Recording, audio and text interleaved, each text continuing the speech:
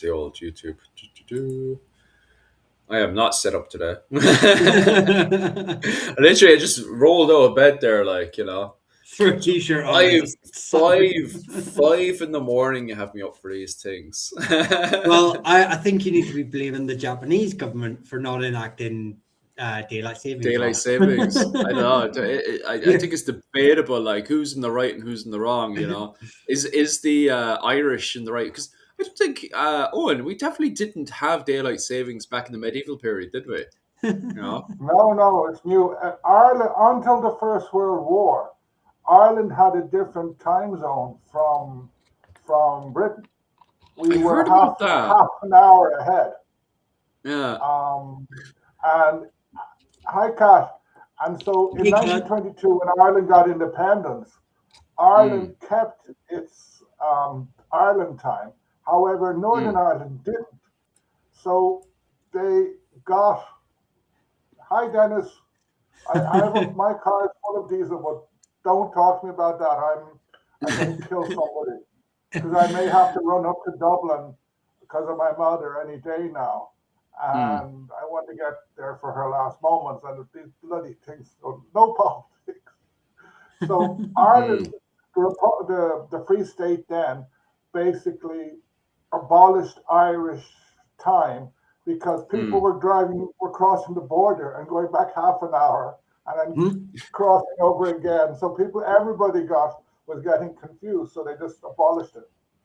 Mm. Yeah, I Uh, know that the EU was looking to abolish it altogether as well because it doesn't have the benefits that it used to have after World War One.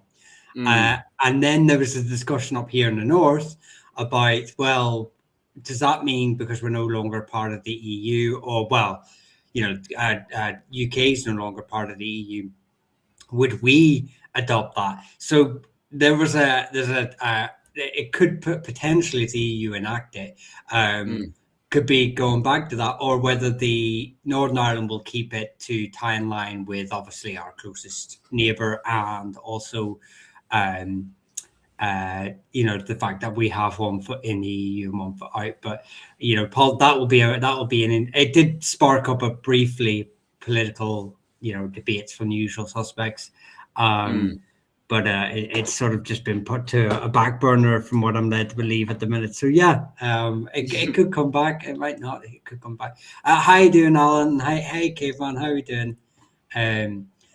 Yeah. So daylight savings are, but either way, for 6 months of the year, you get shafted doing these lives.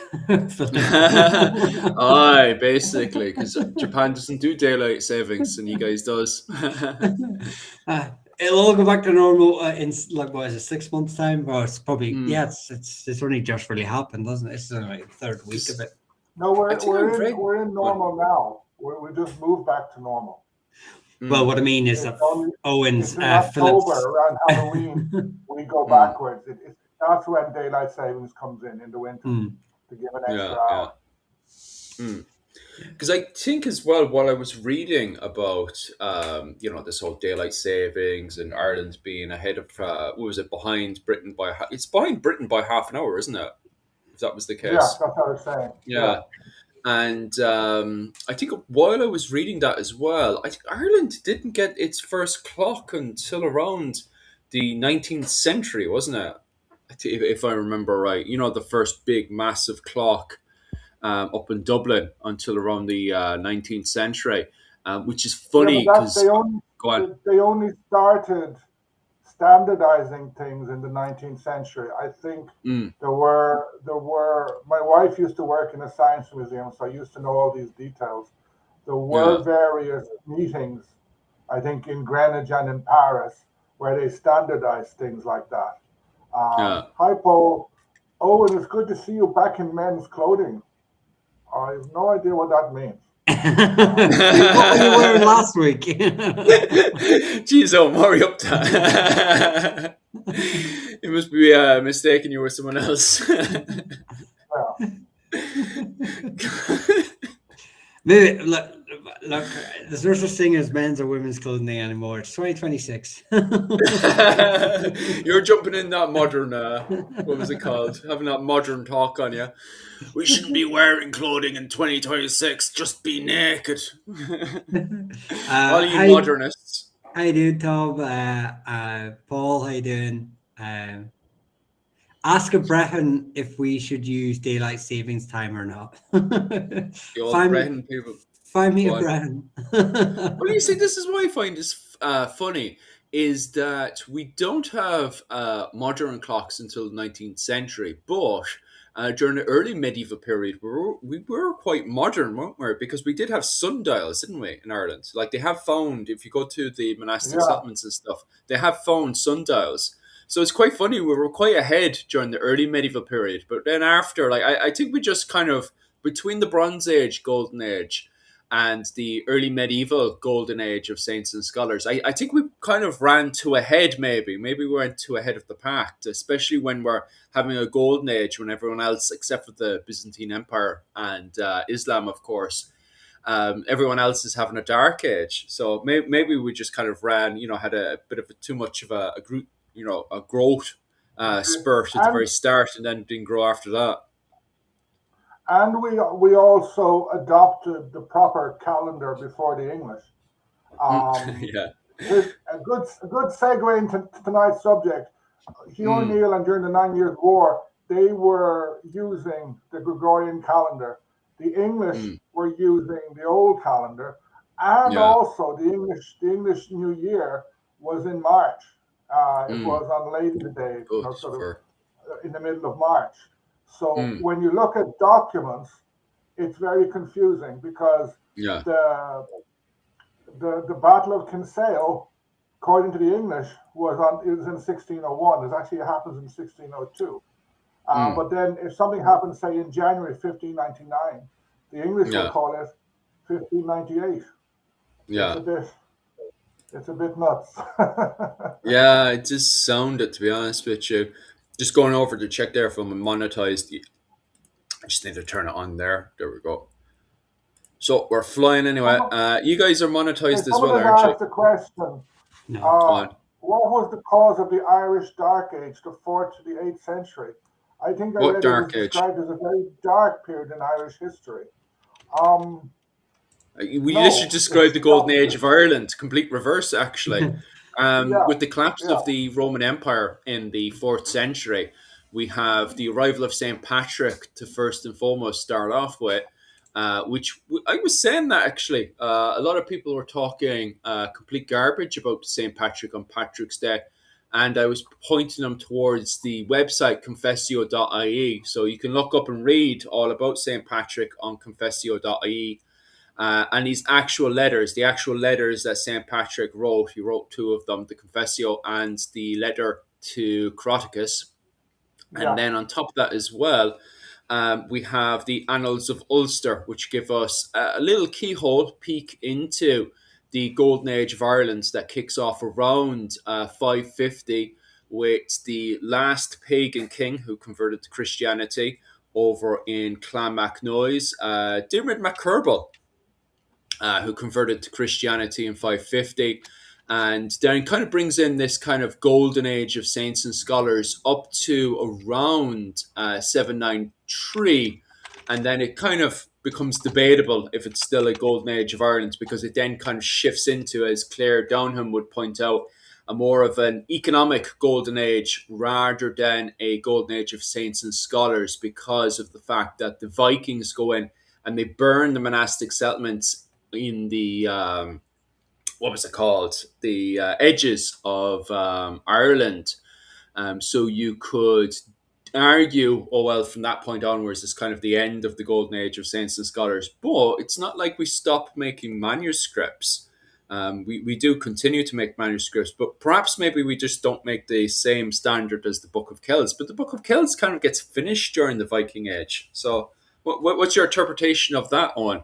Like, would you say the yeah. Golden Age of Ireland ends in 793? Yeah, it is a golden age because, in a way, the Iron Age, the Mm, pre-Christian Gaelic era, is very much a dark age because we have very mm, limited knowledge of it. little Mm. archaeology, the population looks to have declined. If from the pollen sampling that has been done, there's a lot of Mm. areas which in the Bronze Age they would have been growing crops, and they Mm. suddenly become forest again. Yeah. Whereas from the 5th century on, Mm. the the population expands dramatically, which is Yeah. why you have suddenly up to 40,000 or more rainforests Mm. sort of around the place. So the Christianity brought or coincided with an economic and population boom. Mm. Um, that could have been to do with trade.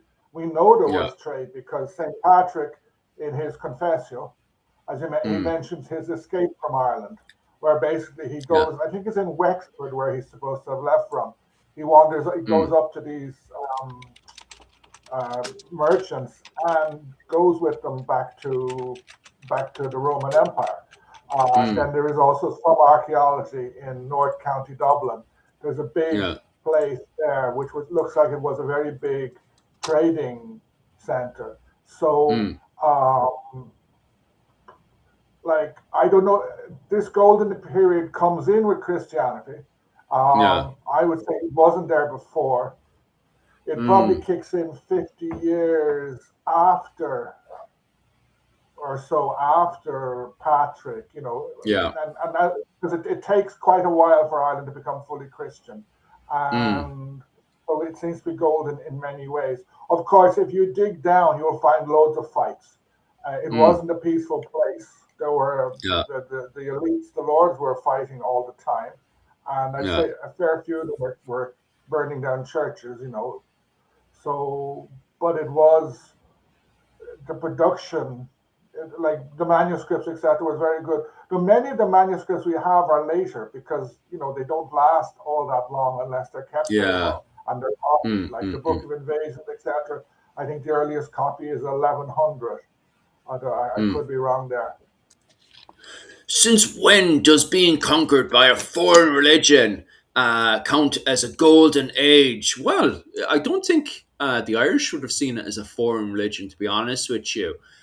We've talked about this before. A lot of academics and historians today refer to as insular Christianity because of the fact that the Irish, although they seen themselves as part of the wider Roman Christian world, they were sort of adapting and changing on their own speed. There was no one with a whip there forcing Bridget to become a saint. There's no one with a whip forcing these people to do anything. They're got a hold of the Bible. The Roman Empire has, quote unquote, collapsed. So there's no one to kind of guide them in the way. So they are doing this not just on their own accord, um, but also on top of that as well, they have their own interpretation. So you definitely look that up, insular Christianity, and go down the rabbit hole of what is insular Christianity, because there's no one with a gun forcing any of these people to become what was it, Christianized. Yeah, I've constantly come across this thing of St. Patrick with a Gatling gun or something going around forcing the locals into Christianity. Like, Yeah. And where does this one interpretation point, bloody come from? one point, Go on. Sorry, Oh, there on. you've lost sound. and one point that's very important is, and it relates to a comment I want to come back to, is Yeah. there wasn't a pagan church to Mm, combat. There seemed to have been a multitude of beliefs. There wasn't a mm, centralized church. It's one of the reasons yeah. why the Catholic/Christian Church did well. It was centralized, and Yeah. it had Rome, England, then or Britain. Then in Ireland, it spread very quickly because there was nothing to combat it. Yeah. A lot comes down to beliefs of local kings, etc., and they could Mm, convert over. Some of the yeah. population took longer. So it wasn't a Mm. conquest, it was something that spread and spread very fast. But Um, it sort of doesn't in like, early medieval like Ireland, so even as down, there far was a as comment go on, go um, on. by Ayla, Ayla GCW. Problem is, the Victorians really skewed our view of the medieval period. So everyone thinks Yeah. it was dark and dingy everywhere, always. It wasn't. But the Victorians Mm. skewed our view of basically everything from the before the Napoleonic times backwards. Mm. Oh, So 100%. like the Well, Victorians messed up our view of history, full stop. yeah. Mm. Well, yeah. Fully terribly, but now we're going to mess up Like, people's view on are you hearing me? history. Because I'm having difficulty hearing you. Yeah, yeah. Can you hear? Can everyone hear me? Yeah, I can hear you guys perfectly fine. I don't. All right. I think there might be a slight delay in there, but yeah, I can hear all Yeah. you guys fine. To be honest with you, go on, But now, Nihal. no, I was going to say, like I Um, said, but now we're going to skew everyone else's view on history because this is when we're talking about there's golden loads of age. comments coming There in. you Mm. go. Which brings us on to the topic of what we said If we were going to O'Neill had talk won about. the 9 Years' War, would we have had a new golden Spanish age of Irish history? Perhaps, but um, it would have. Go ahead, Michal. No, no, you go first. It's fine because I'll add on whatever you say.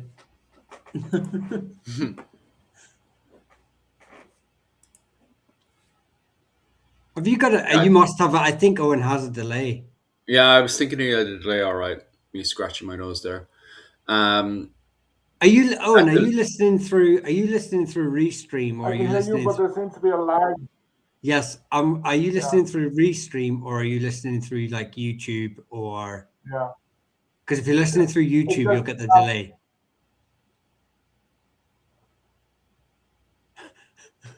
Feel like a news reporter. yeah, I know, right? it's stormy in the south and in the north, so I think Ah, Michal is getting blown away. Is it? Is it me that's Yeah, delayed? I just I chip think in you're grand, there Mihal. if Yeah. I'm being transmitted. I don't know. Um, the what I think what would have happened if O'Neill had won, you would have had a state in which it wasn't a very centralized state, a state in which several Gaelic lords and several old English lords would have been quite powerful. Mm. Many of these most would have been Catholic, and many would have had good relations with the Spanish. I think if the Battle of Kinsale hadn't turned into the disaster that it was, the war Mm. itself would have been a draw. There would have been Spanish forces and English forces. Uh, but on Elizabeth's death, there would have been a truce and a treaty, which would have Mm. left O'Neill in a much better position. Mm. Yeah, but the in the hypothetical situation that the Irish win the 9 Years' War, obviously Mm. Kinsale isn't a guaranteed. If they win Kinsale, they win the war. Mm. Um, obviously, what would have probably happened is it would have prolonged the war rather than sort of an immediate peace, but it certainly would have given the Irish and the Spanish more grounds to get better terms. Mm. And you know and this is all hypothetical because it never happened. But obviously the Irish could have retreated back to Ulster, regroup, potentially sort of extending the war, and Spain could possibly send another expeditionary force, forcing the English to grant these stronger terms of surrender. Mm. Or if we just say outright that they won, this because the English had spent millions of pounds in those days, which was is a ridiculous amount today. Their army was heavily, depleted because they were sending troops across that were ill-equipped, and they'd lost a lot of men to disease. So maybe we could have been in a position where the English just sort of took a step back. Again, the problem lays in that the Tudor government saw Ireland not as just a extension of their kingdom, but as a potential backdoor of Spanish influence into their kingdom. So they may have wished to continue to, drag it on as long as possible, potentially. But as for O'Neill, I believe that what was it? His son and O'Donnell's son both, when they petitioned the King of Scotland, there was talk of forming a republic, so as that nobody had, so as to sort of curb the power of the earls that would exist in an independent Ireland. So there's a lot of things, obviously, to dissect here. So if you want to just go from that, on my point of view. Yeah, if Delaquila hadn't been such an idiot and insisted on the Gaelic Irish taking action which he didn't support, by doing nothing, Mountjoy would have been forced to fall back. Any military situation, when you're falling back in the face of the enemy, you're going to lose men. And in this case, it was midwinter. The English had lost thousands of people during the siege. So Mountjoy's retreat to Cork would have been a disaster. His army, it took the English 6 months to be able to take action again after winning the battle. So if they'd lost the battle, it would have been even longer.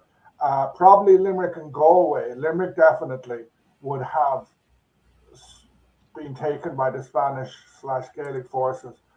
Mountjoy may have been forced to fall back from Cork. This would have had a big impact. The Spanish were preparing to send secondary forces. They already sent a small group which had taken Castlehaven, Bearhaven, and Baltimore, I think, and they were preparing more men. The English would probably have fallen back to the Dublin region.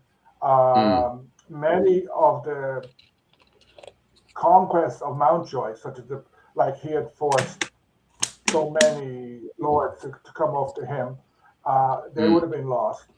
I don't think the Gaelic/Spanish forces would have been able to capture Dublin because they didn't have artillery, but they wouldn't have had to. To win the war, they had to stay with the upper hand when Elizabeth died.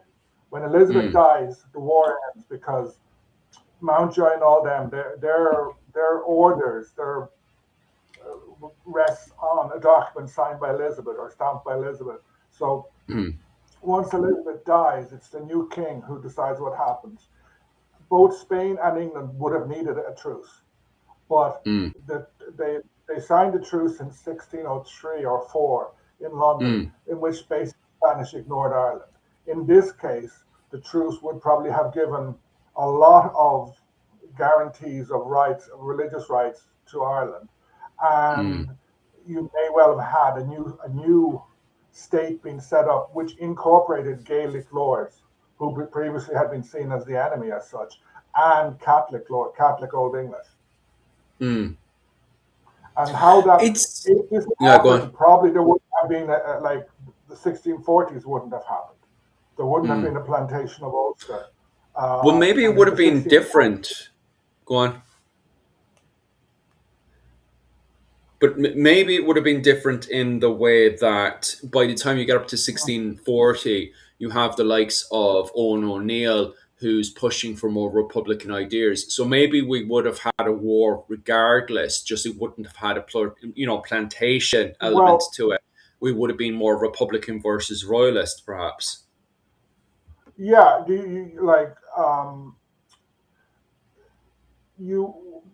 if the Irish had won, how many Irish soldiers, especially from Ulster, would have gone and joined the Spanish army and been trained there? The English had a problem with Catholicism, though a lot of Northern England was still quite Catholic. But I think the fact that James made a complete mess of things. If he had if he'd kept O'Neill in Ulster, Ireland would have been there on his side. So when the parliamentarians start getting stroppy, you have a whole kingdom to back you up, as happened in 1690. So it triggers a whole sort of stuff. Another question is, if you have this Gaelic / Old English state in Ireland, how does that impact on the English move west? Because Mm. until the middle of the 16th century, England is looking to Europe. Queen Yeah. Elizabeth, if you look at her document, she signs herself as Queen of France. Mm. Still they're still living in Shakespeare, Henry V, etc. With Yeah. From the 17th century onwards, they start following the Spanish and the Portuguese west. Mm. Um, if with like if they had lost the war, that probably wouldn't have happened. Dennis is Mm. asking, can you speak a bit about the 9 Years' War in a European context? Yeah. So basically, what happens was Philip II, he inherits most of the Habsburg monarchy. Um, Mm. he inherits Spanish possessions in Italy, and part of what is now France, and the Low Countries. However, Mm. the Low Countries, a large part of it becomes Protestant, and Mm. Philip makes a complete hash of it, and war breaks out. And this Mm. war goes for 80 years. Um, but it becomes the First World War in a way, because the Dutch are fighting the Spanish. And Mm. in 1580, Philip takes over Portugal. So suddenly he has this massive world empire, which Mm. includes all of South America, part of North America, the Philippines, other parts of Asia, and the Mm. Dutch start attacking that. Yeah. So there's fighting going on all over the world. The English get involved, which is what, Mm. like, Philip was quite pro-English, but they start supporting the Dutch rebels, the Dutch, which caused, and then the English, like Drake and the English pirates, start attacking Spanish shipping. Mm. So eventually you have a war between England, the Dutch, and the Spanish, and then the French, they join in because, well, first of all, France was completely messed up with religious wars, but Mm. uh, they don't like the Spanish. So whenever the Spanish were doing very well and looked like they were about to wipe out the Dutch rebels, the French could invade through the north. So you have this mad thing, and then um, O'Neill kind of says to the Spanish, "Look, you're failing against the English." Whereas Mm. I'm beating the crap out of the English. I'm sucking like the amount of money that the English, that Elizabeth is spending. Mm. However, Philip was very bureaucratic, and he wasn't able to take advantage of the the offer, of the chance, of the opportunity presented by the 9 Years' War. Mm. I take there's in 1596 there's a fleet supposed to be going to Ireland, but in the end Mm. it's diverted to Brittany, and it sails late and it gets sunk. The Mm. next year there's another fleet, but he decides to send that to England, and again it kind of gets sunk. Kinsale happens more by chance, Okay. um, but uh, Philip, he could have been, he got a very good return for his money in Ireland just by sending weapons and some money. Mm. He converted the English out of the Netherlands to a large extent. Mm. Go on there, Well, Michal. no, there's someone's asking on TikTok, did the Spanish survive around Sligo and South Donegal? And I'm guessing you're talking about the Spanish Armada, which is in 1588. Mm. Yeah, for the surrounding regions, you know, there were survivors who found refuge, um, uh, but many of them were robbed, many of them were murdered. Mm. Um, some of them famously got back to Spain. You've got the accounts of Captain the Cooler. I can never remember how to pronounce his name. And he's given shelter by the O'Rourke's, and then in Leitrim, and then he sort of he moves on, and he has a letter detailing his adventures and stuff like that. Um, Mm. Spaniards were saying Spaniards were receiving charitable care by Irish women and children before they would eventually escape to Spain via Scotland. Mm. And then you have the Inquisitions afterwards of English English Inquisitions of looking for evidence of surviving Spanish sailors and supplies. I just want to say, if this has anything to do with the term the Black Irish, if any Spanish sailors stayed behind, somehow managed to integrate into and stay hidden from the English or rival Irish families and marry, they would have had the genetic imprint they would have had on the Irish is negligible. It's nothing. It's, if any. And that's even if they did, which is probably unlikely. But you've then put it on to another point of your question, Helen, that I'll go into about, which will tie more to what we're discussing, is, saying about the O'Dohertys, your connection to the O'Dohertys, and this sort of, you say about the rebellion after the 9 Years' War, where they would go on to siege Derry.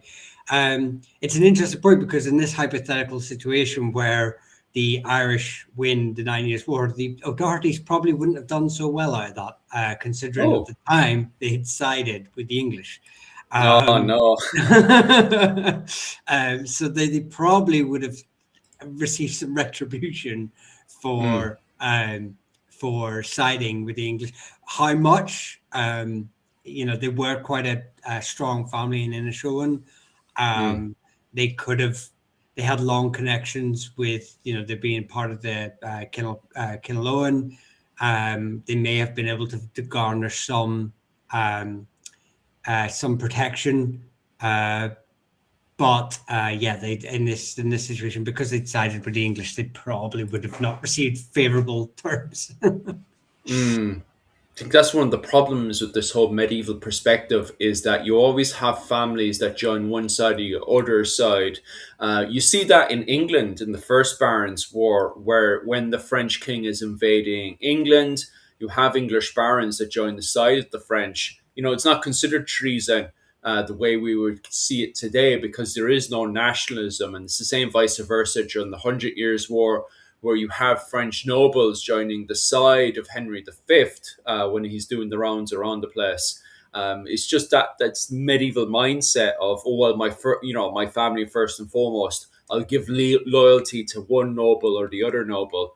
That's always the way that these people are thinking during the medieval period. So just bear that in mind before people start going into the comments section going, "He's a traitor," or "He is a traitor." That would be right for the 9 Year One, War, one, wouldn't it? one, one point there that I find interesting is Hugh O'Neill pushed this idea of a Catholic nationhood, like sort of, he Mm, wasn't the first. Fitzmaurice was probably the first.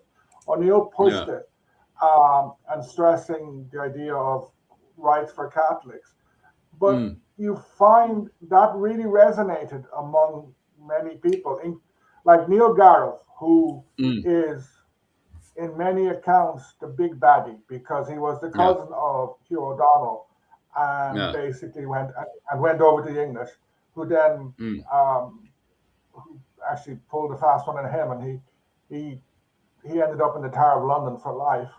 But yeah. if you look at there's a lot of letters between him and documents when he's Mm, discussing with Mountjoy and Dockwra his demands to come over. He demands freedom of religion. He copies what mm, O'Neill is doing. And the English kind of go, yeah, whatever, wink, wink, as if we have mm, no intention of doing this. But mm. what O'Neill was demanding was resonating, even with people who were prepared to fight for the English. Yeah. Here's a question here as well. Would the English lords press their non-loyalist tenants into service during this time? When you say non-loyalist, do you mean just people who wouldn't be keen into joining the side? Because they would have pressed everybody against Hugh O'Neill, really. Anyone that was willing to join the side of the English. Because the Tudor conquest at the time had been going on since 1534. So at this point, England had pushed all the way up to Hugh O'Neill's borders. And even Hugh O'Neill himself was meant to be on the side of the English at the very start of the conflict. And the main enemy was the O'Donnells, wasn't it? And then suddenly Hugh O'Neill does a big jump around, and then he becomes like kind of the king of the North, isn't it?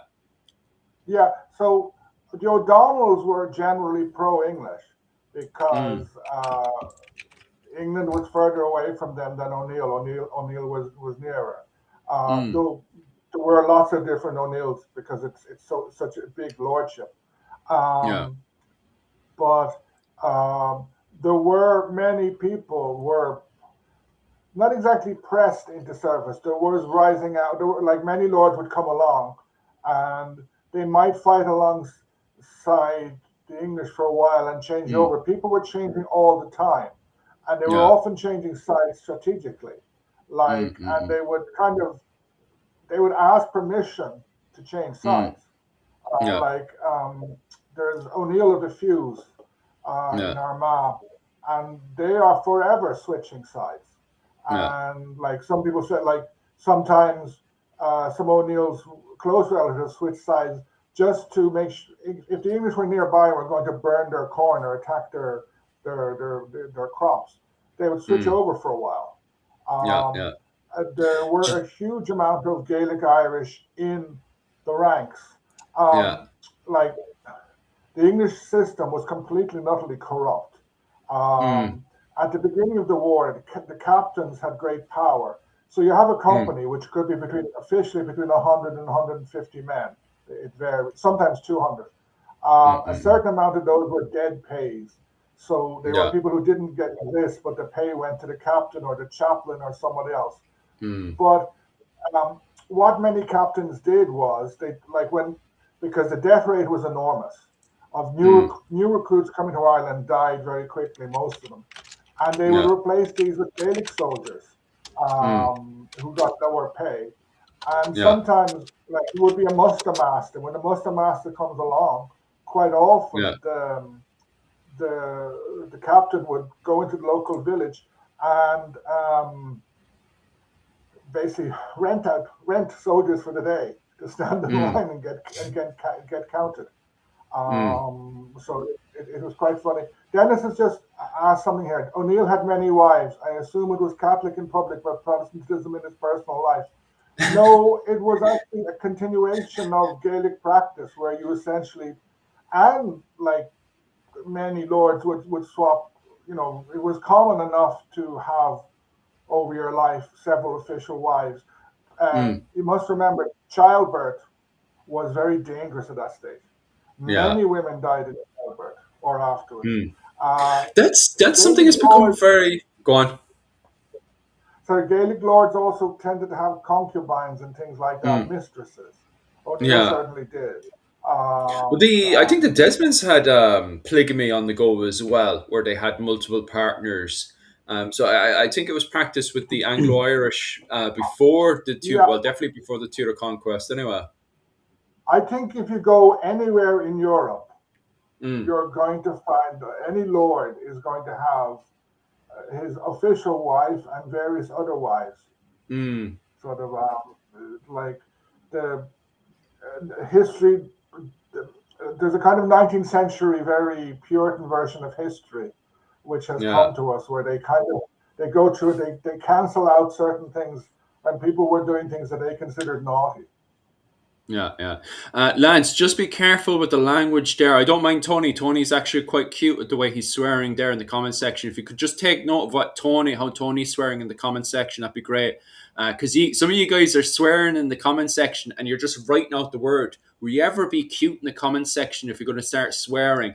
Because you know yourself, Big Brother's watching and he'll start kicking you out. So if you could just take note of how Tony's swearing in the comment section and just take note of that. Just edit the words, will ya? Start being cute. Because I don't want you guys getting kicked out and us all getting into trouble because you're all swearing. I have no problems with anyone swearing in the comment section. Just be cute about it, will ya? Sorry about that one.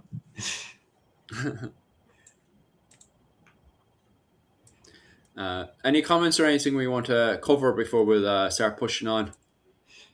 No, I think obviously, like say the whole wives thing, concubines, mistresses.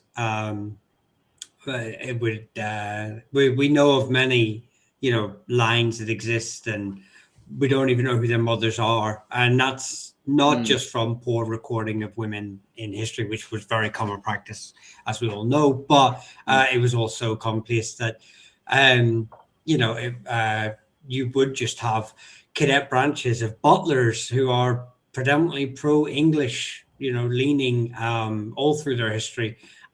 Fitzgeralds who would sort of straddle the line, and then you have the Gaelic families that are constantly taken part. So mm, it's why we have so many descendants of these individuals and of the surname. Not the only reason, without going into the whole clan system again tonight, but it's certainly one of them. So, yeah, and I agree with Owen's earlier comments before about, and yours expanding on modern families, um, interpretations of the past of like whose family sort of sided on the side of this war and whose family sided on this war. When what you stated is very true, that families were both on multiple sides. So, yeah, you had the McDavids and Cahir O'Doherty on the side of the English.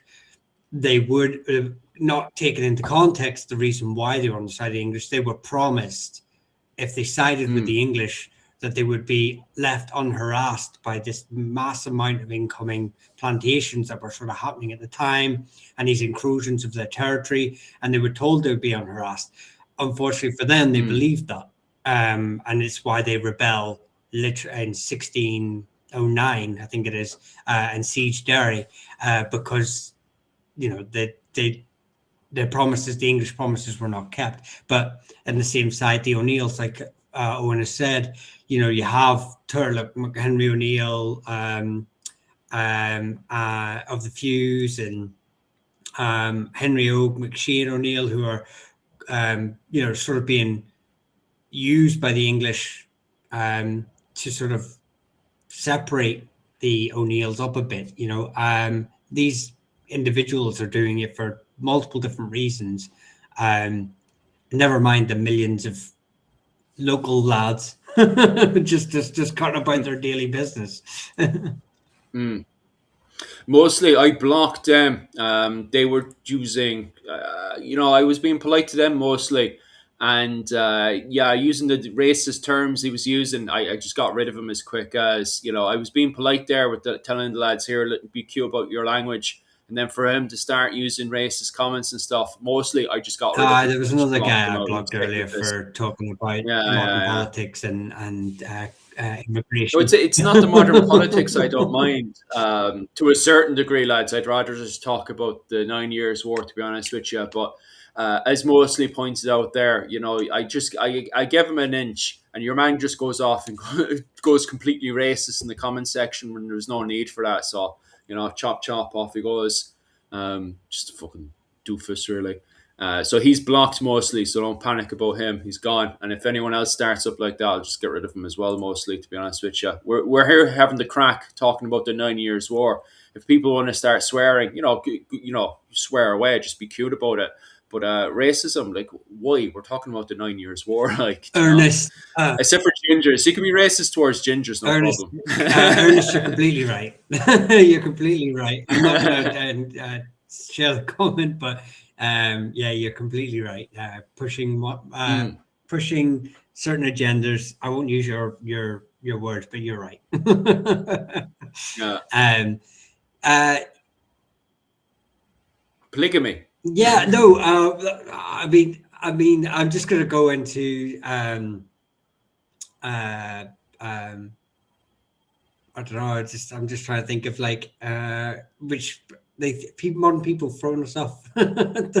I mean, where were we up to? We're up to splitting of families. Mm, Maybe we would talk about some of the families that maybe would have done all right under this new hypothetical Irish sort of um, uh, um, confederacy, or if the Irish had won. yeah, the Irish The Confederacy. interest, Because you look like you're downloading I, information because of all the amount of families that actually would have been on the well, positive side if they had won the I mean, you've war. got Because I know the O'Sullivans would have been Yeah, good, the wouldn't it? O'Sullivans would have been good. The Maguires, the O'Rourkes, the O'Reillys, the McSweeneys, the O'Cahans, McCarthy's, O'Learys, O'Mahonys, Kavanaghs, O'Byrnes, O'Toole's, O'Kavaners, McMurray's. They'd have all been grand. And possibly even the Fitzgeralds may have got some of their. They had like 500,000 acres confiscated during the Desmond rebellions. They could have seen or petitioned for some of that land back. There's certainly some families that would have, because there was talks of by O'Neill in some of the during the war about this sort of topic, about the fact that lands had been taken and previous laws, and it was a topic that would actually be carried on until even during the plantations into the Jacobite wars. You know, it was constantly raised that, you know, one of the issues was the amount of lands that had been taken, and to have some of these lands reinstated. What do you reckon? Go on there, on. I'm having difficulty hearing you, but land ownership changed a lot, and yes, because of military reasons, rebellion, etc. But in the first 2 or 3 decades after the end of the 9 Years' War, a huge amount of Gaelic lords lost land for economic reasons, because up until the 1590s, there was a lot of land in Ireland and a low population, and many lords would mortgage land, like McCarthy Moore did it. They'd mortgage land to someone from a town who'd give them money, which they then spend, and you know they could get the money back by raiding, etc. But under the Stuarts,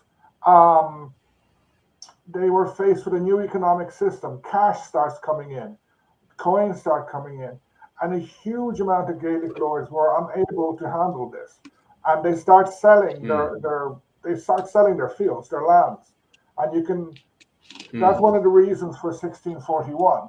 So you have a small group of Gaelic lords who've managed to hold on to their positions, but they're all heavily indebted. They're losing their land, and at the same time, there were many English who would go around and they would go to England and produce some document that said, oh, like the Carews in Munster, that they were given this land 600 years ago or 300 years ago, so therefore they had a right to it, and McCarthy or someone would lose land. So the Gaelic lords, the ones that survived, had this huge difficulty in coping with the new economy and with a political system that was completely biased against them. Like in one of the first parliaments under the Stuarts, they created a whole pile of MPs that were basically Protestants. So basically the Catholics, despite being the majority, were the minority in Parliament. Yeah, I mean, but at the same time, when you look at Hugh Montgomery, James Hamilton, both Scottish undertakers who took advantage of that sort of power vacuum after, and sort of implemented the plantations of Ulster. These sort of things would never have happened. English servitors, the Bingleys, the Vaughans, Harts, the Stuarts, the Parsons, Cunninghams, the Stuarts, the Pointses, they would not have been awarded this land either for their part in the campaign. But obviously on the flip side of that, you're saying about mortgaging lands, obviously the Gaelic Irish as well would have probably and wrongly used this time, this sort of power vacuum that happened when in a new Ireland, however it looked, to disperse previous English and Scottish or Protestant or even rivals who maybe weren't seen as loyal during the Tudor conquest of Ireland against the English, as happened with every other campaign before and after, where it was you'd have this sort of almost turmoil where families were now using this this gap, this vacuum to enhance their own wealth, position, prestige. So I imagine it'd be very messy afterwards, especially when it came to land. Mm, You would have, and who knows, that could have been used as a tool by the English again. They were already using it beforehand and during to mm, sort of get a wee bit of a foothold back into Ireland to continue the campaign. yeah. It's interesting because I see the comment section as well pointing out that most likely after the 9 Year War, there would have definitely been civil strife amongst the Gaelic lords and the Anglo Irish lords as well, especially over land and property. It's interesting, like, what kind of government would we have after the 9 Years' War? Would we be pushing more for Republican ideas and more kind of Irish Parliament? Or would we have, like, you've some people pointing out online, a kind of high king with Hugh O'Neill at the very top? What kind of government, is there any indications whatsoever what sort of government we would have after the 9 Years' War if Hugh O'Neill had prevailed? I I think that probably it would have been James of Scotland, Mm, but he um, wouldn't have been able to rule Ireland very tightly. mm, Um, the the Tudors centralized England quite a bit. yeah, They were fortunate in that the Wars of the Roses wiped out a huge amount of nobles. mm, Um, this happens all over Europe. You have the yeah, growth in centralized power. In Ireland, it may well have been a bit like, I know Hiram Morgan made this comparison about 30 mm, or 40 years ago with Poland. In yeah, Poland, the local lords are very powerful. mm, Um, so, but at the same time, I think O'Neill, perhaps Tolman, the O'Briens, uh, one of the Burkes, the perhaps a Desmond, definitely the Ormonds, they would have grown in power. So you might have had three or four lords with a huge amount of power. Then you would mm, have had a government yeah, um, based in London, no, sorry, based in Dublin, but it would probably have had to incorporate O'Neill and mm, O'Donnell, various other Catholic lords. mm, Um, Sort of what James did in Scotland. James yeah, was quite good at bringing in many of the obtaining. He calmed down the Highlands, mm, sometimes in a good way, sometimes in a bad way. You would have had something like that. You would have a state in which the big magnates would have been mm, interested in keeping this state going. yeah, The Spanish would have been interested in keeping the Irish state going because it distracted the English, and so would the yeah, French. mm, You could have had a chance whereby the English would have got annoyed and invaded and started another war. That's a strong mm. possibility. Um, It's but it funny could, though because go on. I was going to say, like, it's all lines of speculation, but I just think Mm, you Well, I would have had mean, but this one does have a grain of truth, not truth, but yeah, a grain of foundation to it, in the sense of you've obviously got the document, the 1626 Republican document, which was so you have it's like a political vision that was laid out. If successful, an Irish Republic, would have been yeah, established rather than a monarchy, and it's sort of explicitly designed to prevent the earls from fighting over who had the throne of Ireland. mm, And Sorry, that's what document are you talking about? it's the is it not the 1620? There was a 1626 Republican document. I don't know if it was actually drawn, but it was coined as a possibility. This is proto Republican, obviously, by Owen and the O'Donnell and O'Hugh's sons in Spain, mm, where they were trying to argue about um, what what Ireland would look like if Spain, because obviously you have, if Spain are pushing for the independence of Ireland, what is their position? What is their hold on this? Yeah, What is yeah, their and so they were. There was also talk about. I think that they mentioned about maybe O'Neill being like a what was the title? But anyway, it was sort of like, Ireland, for all intents and purposes, becomes a sort of part of Spain, but not a part of Spain. It becomes this. Mm. yeah. It becomes the Isle of Man of Spain. Yeah, but that that's written in the 1620s after the defeat. Yes, In it's written. Yeah. 1601, Hugh O'Neill published a proclamation with his war aims, and Mm. essentially he is asking for a sort of a conservative state in which which the powerful lords um, have a lot of power, which guarantees freedom of religion, which is Mm. it's quite a nationalistic thing. Sort of, Irish people are allowed trade in England using Irish ships. Mm. Most of the people in the council in Dublin would have been Irish. Um, it allows for an English monarchy, though monarch at a different stage. O'Neill offers the crown to Spain. That Mm. probably wouldn't have happened.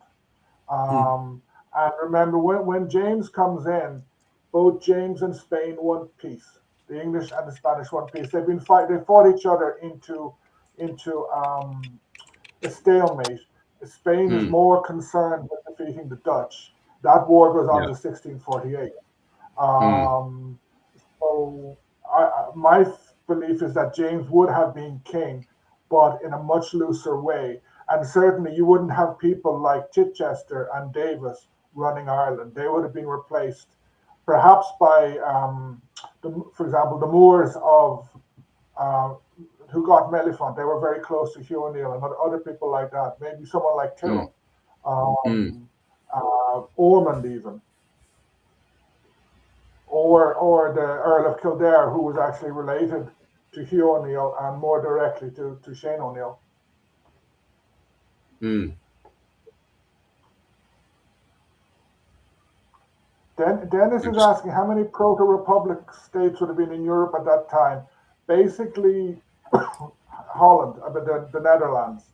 Oh, Um, Venice you as had well. prior The to what was that, it? Florence and Venice. you had, prior to that, you had the Hansa League, which was kind of Mm. city states, and you had some in like independent cities, etc., and republics Mm. in Italy.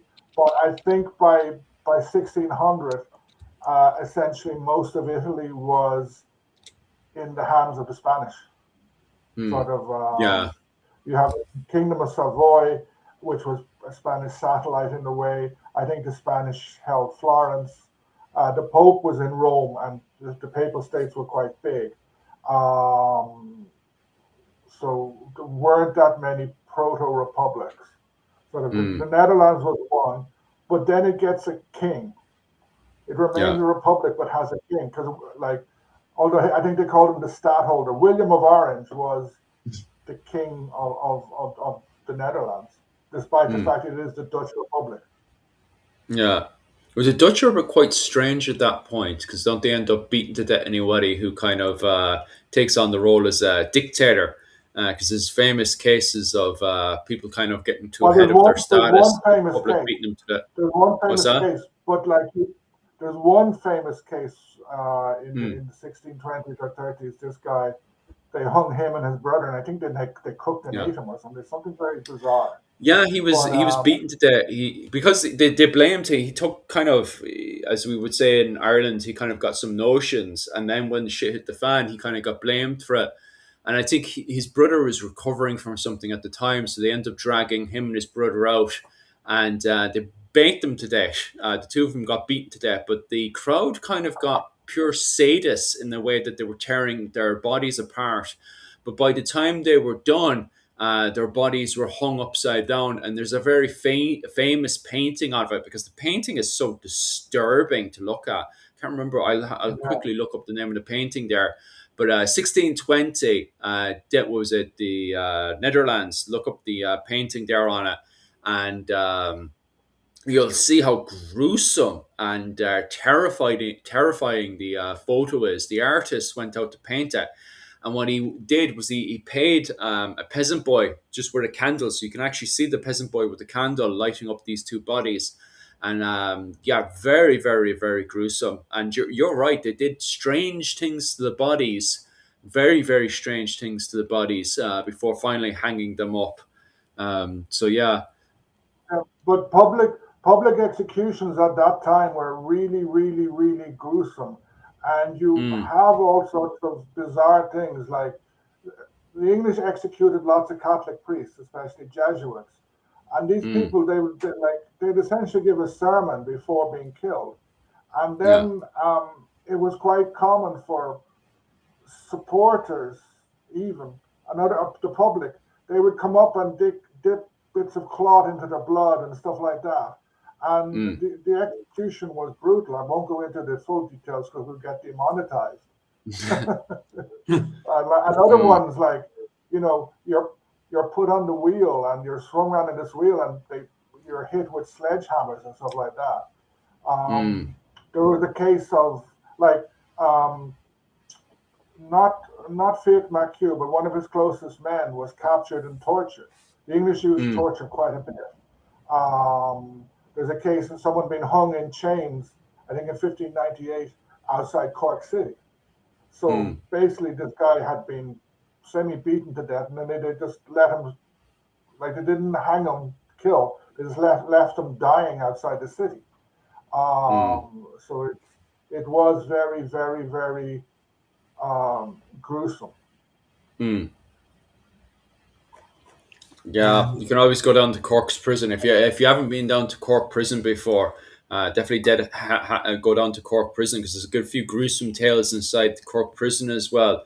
If anybody's looking for proper gruesome stuff, Here, um, there's go on. still saying about obviously after the 9 years war, you have the flight of the earls, and saying the earls of the young children to be educated at the Irish College of St. Anthony. Earls arrived in Rome in 1608 and were granted a small pension by the Pope. Actually, not all of the children had prosperous beginnings to be sent to. An interesting one is Mary O'Donnell, Mm, who was the daughter. She would make it to Rome, and had petitioned for help of any mm, kind, and had been rejected, and then had been called out as possibly not even being Mary of Mary O'Donnell, and she basically ended up going around a few courts in Europe trying to, just get a living before she would marry a sort of unnamed Irishman and disappear into the common people and never be heard of again. It's quite an mm, interesting story, Mary O'Donnell. But yeah, the children didn't have. Not all the children had help. Basically, some were left to their own devices, unfortunately. mm. Because The like guillotine, that's a horrible device. Go on. Hugh O'Neill's children, his youngest one was left behind in Ireland, and Mm, he ended up in the Tower of London. He was in Eton for a while, then he disappears. So mm, he obviously died. We don't know what happened to him. Um, yeah. but one of his other sons, I think two of his other sons, end up in the Spanish army. They Mm, didn't go with Mm, him to Rome. Um, but of the ones who go to Rome, they all die very, very quickly. And the oldest is Hugh O'Neill. He's the only one who lasts. Um, mm, it's There is a book by Micheline Carney Walsh on the Flight of the Earls where she actually gathers and translates Spanish documents. It's a very, very good book. It's probably 50 mm, years old by now, but I really recommend it. It's someone has already mentioned O'Neill was trying to get to Spain. He wanted to go to Spain to get military support, but he didn't make it because of the weather. But O'Neill was mm, too important to the Spanish. He was a brilliant weapon. He was So they kept him in Rome because they wanted him on their side, but they would never let him go Mm. back because he was too important. So he ended up kind of being almost a prisoner in Rome, writing letters saying, "Please just give me a ship and send me back. I want to die in my own land." It's interesting.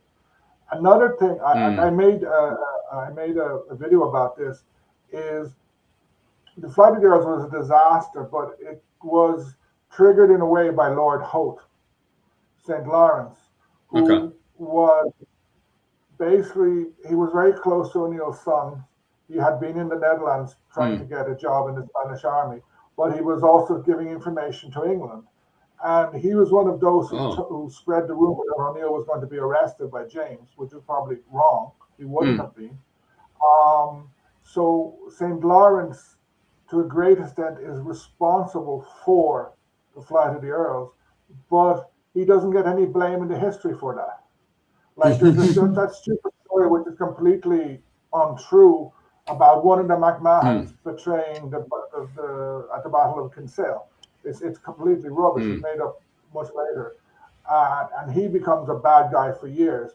Whereas Saint Lawrence, who betrays them, who causes like this mega disaster, the flight of the Earls, and no one says anything about him. It's funny the way historical memory works. Mm. Yeah, yeah, we're kind of aware that Owen sounds like a hot box tonight, or whatever you guys were saying earlier. Right, seems to be some kind of thing I with think it's the storm. Owen's microphone's a bit slow. What's that? Sorry, Owen. I think it's the storm because I'm not Yeah. hearing anything you two say. Ah, right. Gotcha. Yeah, it probably is the storm tonight. What was I going to bloody say? And some of you guys as well. Actually, I want to ask Owen, what's the story with Lawrence? Why did he purposely spread the rumors about James trying to arrest him and stuff? Was it just fun rumors, or did he like have an agenda of trying to He get was rid of trying to Owen? keep in with both sides, and I think he was a bit unstable mentally. Okay. Um, and I don't think he was a nice person. Yeah. And maybe he actually did think that, because he'd given the English loads of, he had told them there was this conspiracy. Mm, So he knew he had given the English information, which was more concerned with O'Donnell, not with O'Neill. Um, mm, but maybe he thought O'Neill would be arrested. But mm, I think O'Neill should have gone. He'd gone to England before, to London before. mm, If he had gone and been arrested, the Spanish would have been annoyed. Uh, so would Ulster. And remember, O'Neill mm, still had a lot of veterans, a lot of men in Ulster. James was desperately trying to reduce military expenditure. mm. There weren't many English soldiers in Ireland. Um, uh, so, like, sort of, if O'Neill had gone and been arrested, he probably would have been sent home shortly afterwards. Um, he panicked or was panicked by somebody else. Mm. Yeah, it's interesting. All right. And there was another good comment there as well. Was the 9 Years' War the closest we ever got to independence until the 20th century? I'll give my interpretation first and I'll hand it over to you guys. But I feel like the 9 Years' War wasn't the final. I know it's the final kind of act for the kind of Gaelic lords and all that sort of stuff, for that sort of independence. But I don't feel it's the final Irish independence, because I still feel that we had obviously the War of the Three Kingdoms afterwards of Ireland and Britain. And then after that, we still had the William Knight and Jacobite Wars as well. So I don't feel it's the last Irish War of Independence. Until going up to 1798 and all that kind of stuff. But on the flip side of things, it is the last kind of Gaelic hurrah, unless I'm mistaken on that one. What's your interpretation on that, Owen and Mihal? I think, yes, it was the closest to getting, not exactly getting independence. it Mm, was the closest to for Ireland to follow a different historical path, a path that Mm. would have preserved Gaelic culture or yeah. Gaelic Ireland. Gaelic Ireland disappears within a century, it's gone. In the 1690s, no one talks about the Gaelic Irish, they talk about Catholic Irish. Um, Mm, this would have preserved Gaelic culture, would have allowed Gaelic Ireland exist. Someone just said they hate the term Gaelic, I don't know why. it's Um, the fat conductor. He probably just likes us all to be called British. I know. I think British would be a better answer, to be honest with you. um, Go on out on. so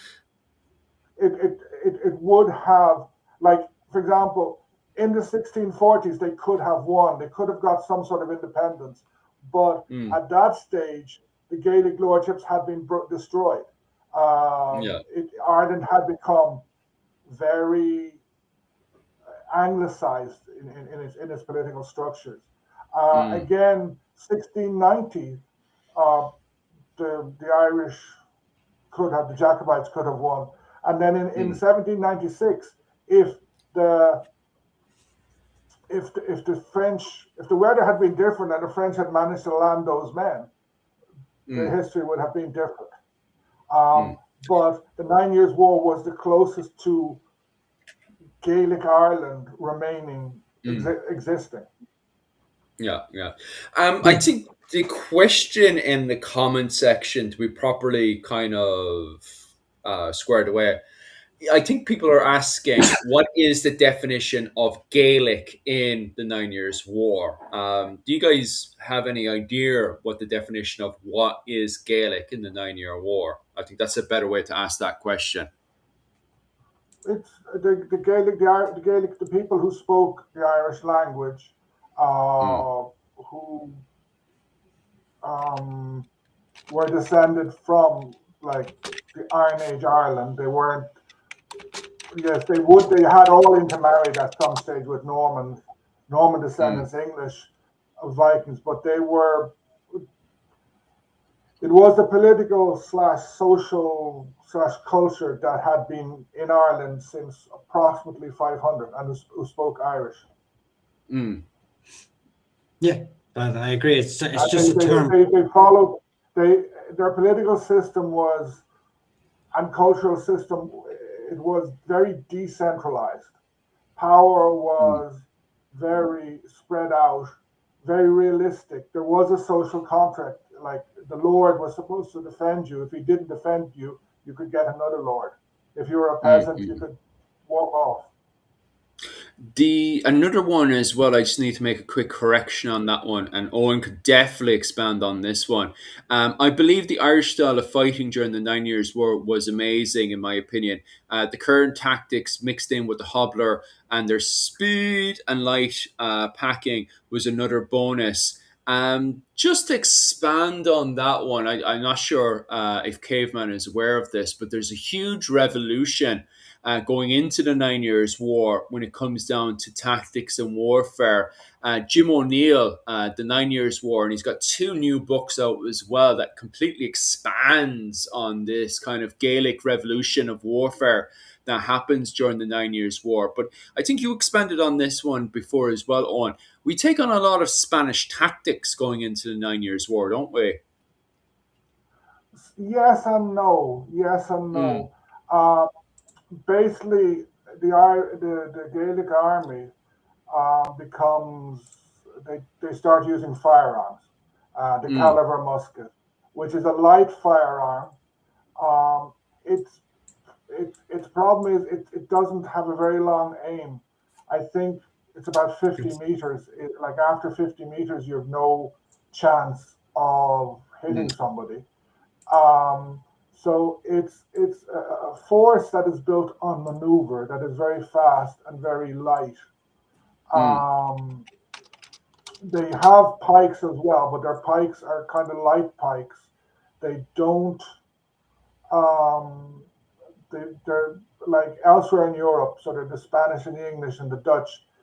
They, they have much heavier pikes that can be used to attack. mm, Whereas the Irish army is more, they fight more loosely. Their horse is a big problem. The infantry gets modernized, gets changed. The cavalry doesn't. Mm, It's good for carrying out raids. It's good for carrying out scouting. It's good for not getting bogged down, getting stuck in a bog. But when it comes to an open battle uh, mm, against the English horse, they're no good. Um, mm, and like the Galloglass disappear partly because um, the sons of Shane O'Neill, some of whom were sons of one of their mother was Scottish, they turn a lot of the Scottish, like in the islands, against him, and mm, also because we're trying to halt that trade as well. But O'Neill, I think there's 20,000 plus men in Gaelic Ireland and the Gaelicized lordships. Not all on mm, O'Neill's side, of course, but and many of these have access to weapons. The problem is that when towards the end of the war, when there's much larger English forces and under Mountjoy, where there's constant warfare, the, mm, the they go through their supplies of gunpowder very quickly. mm, mm, mm. Fat controller, I would hate to be hanging out with you, man, walking around downtown, calling everybody in what was it called? Especially if we went down to places like Mallow, which was constructed by the Normans. Imagine walking downtown with yourself and you're calling everybody English. Jeez, you probably get a few punches in the head, to be honest with you, man. I assume you're living up in the north, are you? Just because the fact that you only believe that people of the O'Neills are the only ones that are Gael. Because it's kind of a strange interpretation of the world to have this belief. It's definitely not a Munster interpretation because I'm quite confident that people of the McCarthys, the Desmond Fitzgeralds, and also the O'Briens see themselves as being Irish from time to time. I think it depends on what era you're talking about because you're not really defining the era you're talking about. Um, when it comes down to the definition of, and I'm literally now just talking about the 9 Years' War, just to pin it down, and I'm not talking about the present day. I'm just going to talk about the 9 Years' War here, and I'm going to ask on this one. What's the definition of being Irish in a 9 Years' War? And is there a difference between being Irish and being Gael? And then you've got the others as well, like the Barrys, for example, because the Barrys do define themselves as Old English during the 9 Years' War, if I'm not mistaken. Yeah, the the 9 Years' War is a time where new identities are being made and Mm, are changing. There's a famous yeah. quote from one of the Old English. He says, "Oh, in Ireland they call me English, in England they call me Irish," and Mm, I think one of the St. Lawrences or someone, he goes to the English court and Elizabeth asks, says, "Can you speak English?" She thought he mm, couldn't speak English. The Old English saw themselves as English. They were the English who were born in Ireland, the same mm, as until Mary Tudor lost Calais. The mm, the people who were born in Calais saw themselves as English, English who happened to be born mm, in the Pale of France, as it was referred to at times. Um, they O'Neill's pushes something different, the idea of Irishness based on Catholicism. The English were already seeing the Old English and the Gaelic Irish as Irish. But at that stage, there's no Irish word for Irish. There's an Irish word for mm, Gaelic.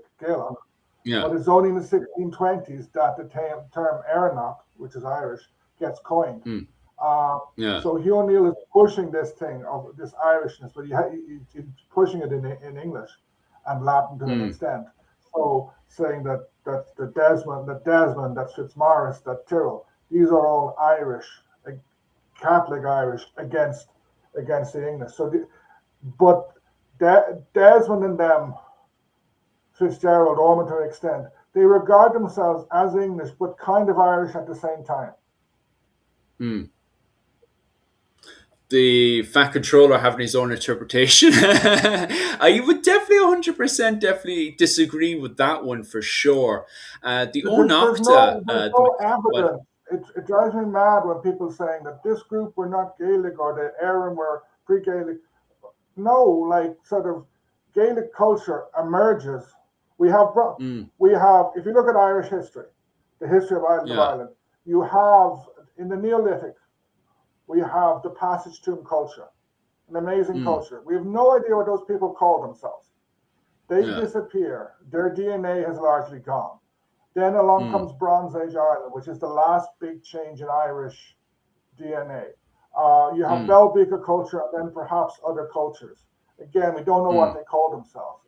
Around 500, perhaps slightly before, Irish, what the Americans call Gaelic, starts getting spoken. You have the mm. emergence with the Iron Age of Gaelic Ireland. Everybody in Ireland then was Gaelic. They were speaking Irish.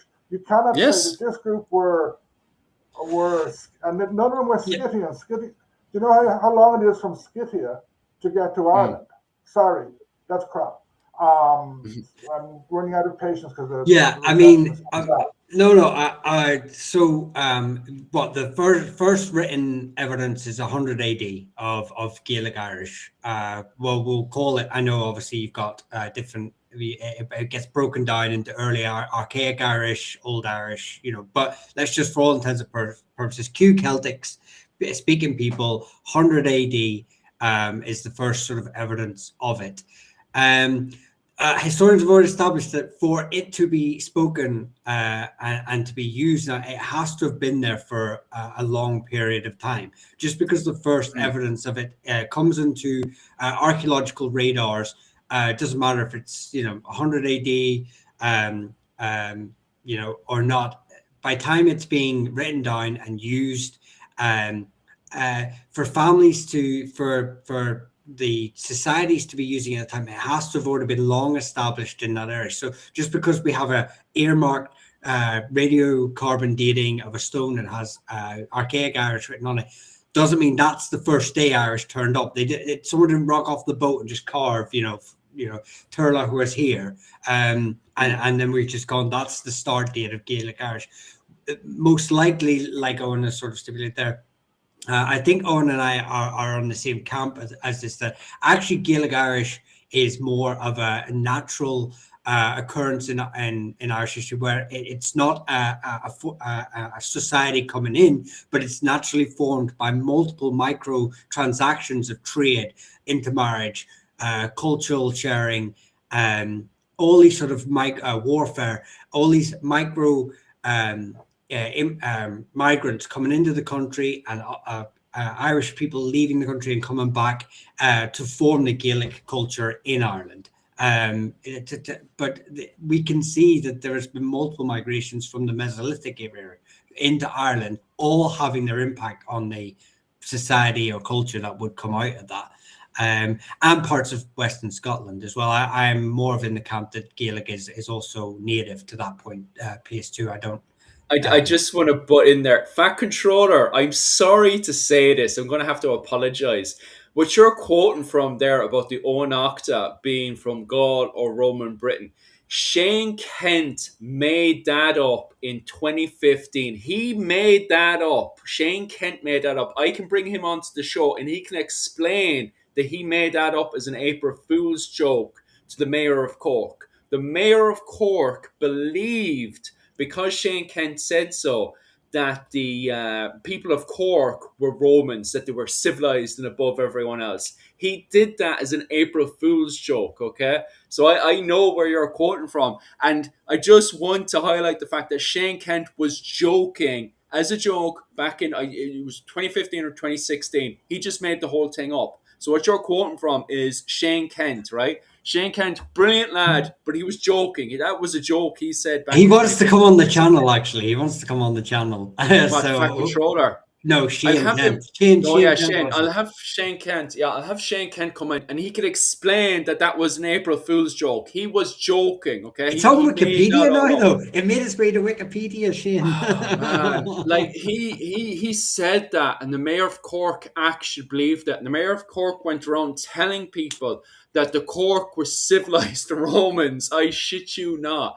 And the whole Oenocta and all that stuff. Shane Kent made all that up. So what you're talking about is what Shane Kent made up. Okay, I was talking to him. I got worked up and angry about it actually back in what was it 2016, because the mayor of Cork came to me. He was very passionate about it, and I was like, no, no, we're not. We're blasted Irish. We're not Romans, like, you know. So I know where you actually got that from. Shane Kent made it up as a joke. He was joking, like, and a lot of people ended up getting really annoyed at Shane Kent because a lot of people actually believed that, like.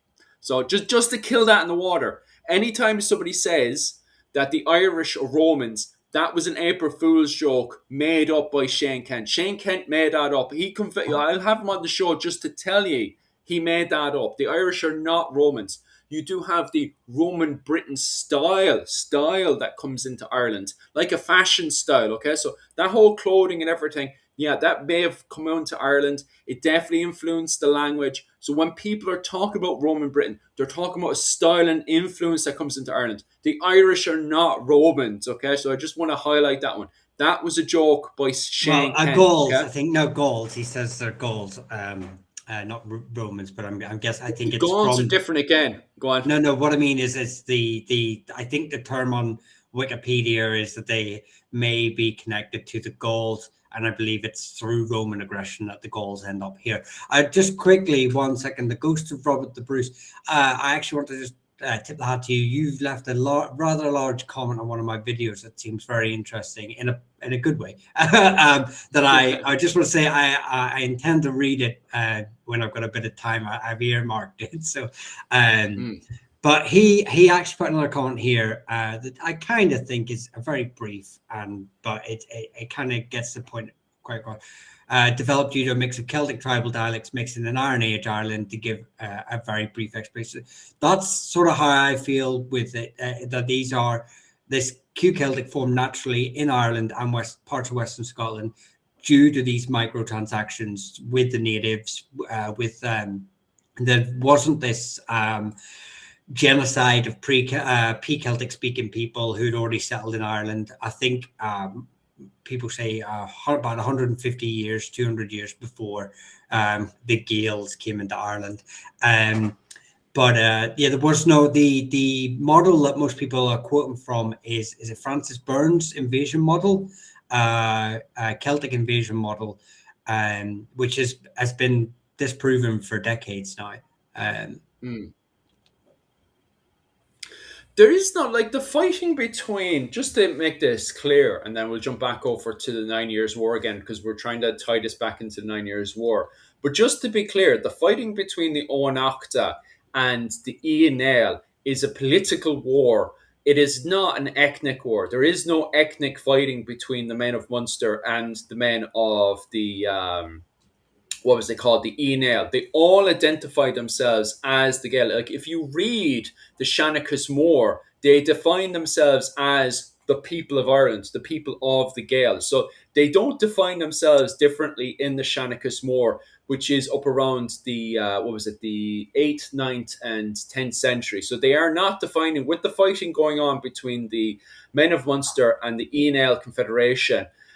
There is over the political high kingship, whatever, the over kingship of Ireland. There is no ethnic fighting going on.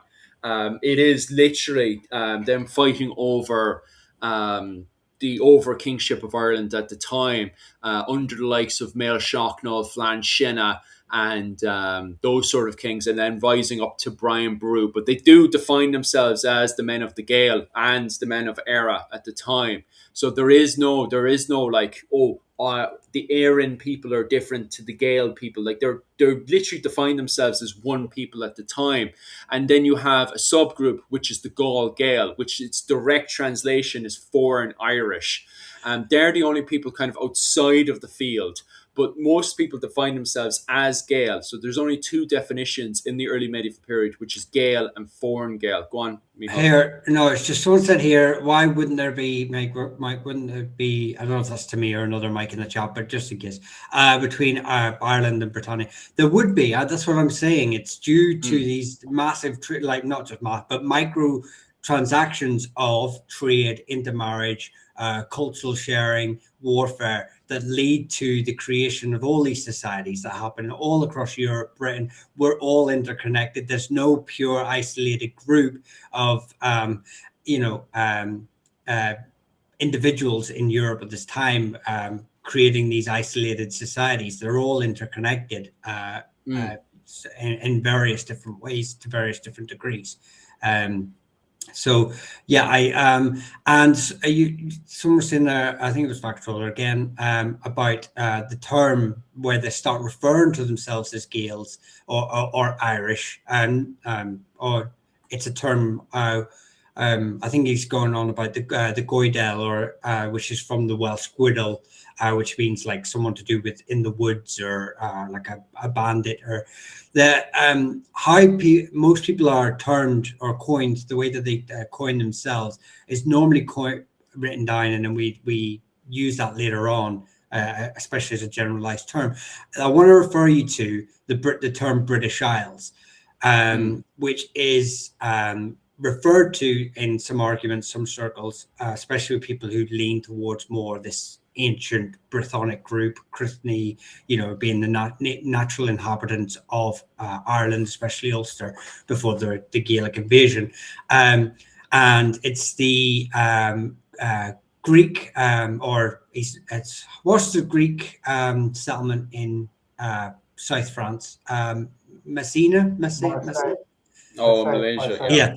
I can't remember the individual, but he's of Marseille anyway. And he is the cartographer who writes down in 250 BC or whatever the British Isles, effectively.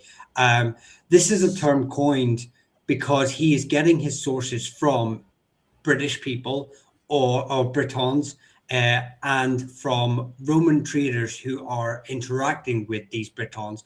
But that doesn't mean that everyone on those islands referred to it as the British Isles or the island of the Brit. It's just he knows a named group in that area and says, "Oh, that's the island of the Britons." But he's not saying that the Britons ruled the whole island or both islands. But modern interpretation of that by some people who want to use it politically is that, it says here on a map from 250 BC that this is the British Isles. But no, it's just he's an individual who's getting secondhand information from multiple sources who are using this term to describe the Isles, but that's not how individuals are describing it at the time. And the same can be used for Goidel, the same can be used for Brittany, the same can be used for the Erin, the same can be used for the Brigantes. These are terms coined normally by outsiders, not taken into political or societal context at the time. And just because we have this information now doesn't make it fact, as in like that is the point of what is happening on the ground to kings, chiefs, family leaders, individuals. Very true. I just want to bring, unless someone has something else to expand on there, I just want to bring the conversation back to full circle again and talk about what we were originally talking about, and that is the 9 Years' War and the interpretation people and even the O'Briens, the McCarthys would have had of themselves. Going in the 9 Years' War, how do the O'Briens and McCarthys define themselves? Did they see themselves as English? Did they see themselves as Irish? How do the McCarthys and the O'Briens define themselves in the 9 Years' War? Just going back to what we were talking about just a few seconds ago. The McCarthys definitely saw themselves as Irish, as Gaelic Irish. They probably also saw themselves as McCarthys. That was an important identity for them. They also probably saw themselves as Catholic and perhaps as Munster men. The O'Briens, most of the O'Briens would have seen themselves as Gaelic Irish. However, during the 9 Years' War, the Earl of Thomond, is it Donegal O'Brien? Is it Donegal? Um, Mm. he was becoming English. He wanted to become Mm. English. He was Yeah. anglicizing himself as best Mm. he could. His wife was from the English aristocracy. Mm. And like you see, whoever is the descendant, Lord Inchiquin at the moment, or the last one, and they speak with a very posh English accent. Mm. Like I think it's the same with the McGillicuddy guy in Kerry. There's a fair few of these people who claim to be leaders of clans in Ireland, whereas Mm. they're essentially English aristocrats with land in Ireland. The Mm. O'Briens, especially Inchiquin and his family, were very good at anglicizing himself. Who else was Mm. quite good at, say, re-anglicizing himself was the son of um, um, Granuaile, uh, Mm. Theobald slash Tibbet Burke. He becomes, I think it's Lord Mayo. I can't remember his title, but Mm. he he ran into difficulty because he was Catholic. The Earl Yeah. of Thomond, he was raised in England and become Protestant. Mm. But these people, they realized which way the wind was blowing, and they Mm. anglicized themselves very quickly. But the Yeah. McCarthys saw themselves as Gaelic Irish. Mm. Mm. Mm. That's interesting. Caveman is just Go on. Caveman is Yeah, I was asking about to here say a that. very very interesting question. Yeah, it Would the is. Scottish Gaels and Irish Gaels see themselves as separate around 1601? That's No and yes. interesting. Go on. No, and yes, there was Stephen Ellis. I think he's retired now, but he was Mm. a professor of history or a senior lecturer in history in UCG. Mm. Um, he writes and he talks about the Gaeltacht. There was a Mm. Gaeltacht, which now it means an Irish-speaking area. In 1600, it meant the Gaelic universe. Mm. So um, the Ireland or Gaelic Ireland was very very politically divided but culturally united. So Mm. um, it crossed the border. The problem was the king in Scotland and the English were increasing problems or putting problems in the middle of this universe and separating it. So did the Mm. Reformation. But like you have someone like Campbell who becomes probably the most important noble in all of Scotland at certain times. But he's very Protestant, and he's looking towards Edinburgh. He's Scottish. How would you say Anglicizing in relation to Scotland?